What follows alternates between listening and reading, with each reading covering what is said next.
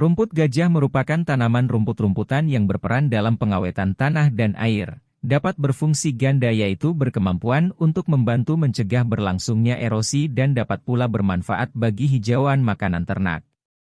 Dikatakan demikian karena a. Tanaman rumput-rumputan dapat tumbuh dengan cepat sehingga dalam waktu pendek tanah telah dapat tertutupi oleh tanaman tersebut secara rapat dan tebal. B. Bagian atas dari tanaman, daun-daunan, mampu melindungi permukaan tanah dari percikan air hujan dan memperlambat aliran permukaan. C. Bagian bawah tanaman, perakaran, dapat memperkuat resistensi tanah dan membantu melancarkan infiltrasi air ke dalam tanah. Penanaman rumput gajah dapat dilakukan secara monokultur ataupun interkultur dengan tanaman tahunan sehingga dapat diperoleh manfaat secara maksimal. Pertumbuhannya yang relatif cepat dalam waktu yang pendek serta peranan daun-daun dan perakarannya terhadap erosi, maka pembudidayaan rumput gajah dapat menjadi pilihan yang bijaksana dan menguntungkan. Rumput gajah, Penistum purpureum, atau disebut juga rumput napier, merupakan salah satu jenis hijauan pakan ternak yang berkualitas dan disukai ternak. Rumput gajah dapat hidup di berbagai tempat, 0,3000 dpl, tahan lindungan, respon terhadap pemupukan, serta menghendaki tingkat kesuburan tanah yang tinggi. Rumput gajah tumbuh merumpun dengan perakaran serabut yang kompak, dan terus menghasilkan anakan apabila dipangkas secara teratur.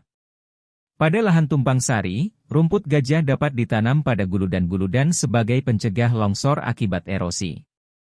Morfologi rumput gajah yang rimbun, dapat mencapai tinggi lebih dari 2 meter sehingga dapat berperan sebagai penangkal angin, windbreak, terhadap tanaman utama. Tanaman ini dibudidayakan dengan potongan batang, stek, atau sobekan rumpun, pous, sebagai bibit.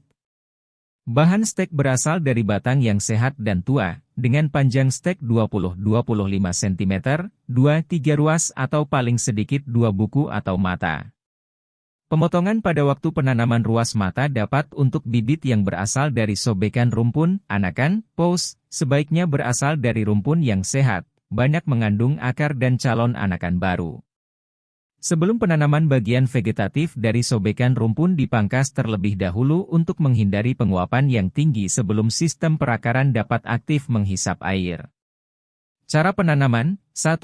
Pembersihan lahan, 2. Pengolahan tanah, sebaiknya dilakukan pada akhir musim kemarau sehingga penanaman dapat dilakukan pada awal musim hujan, 3. Pembuatan lubang-lubang tanaman dengan jarak tanam 60x 100 cm, 4. Diperlukan 17.000 bahan stek untuk kebutuhan lahan seluas 1 hektar. 5. Pemupukan.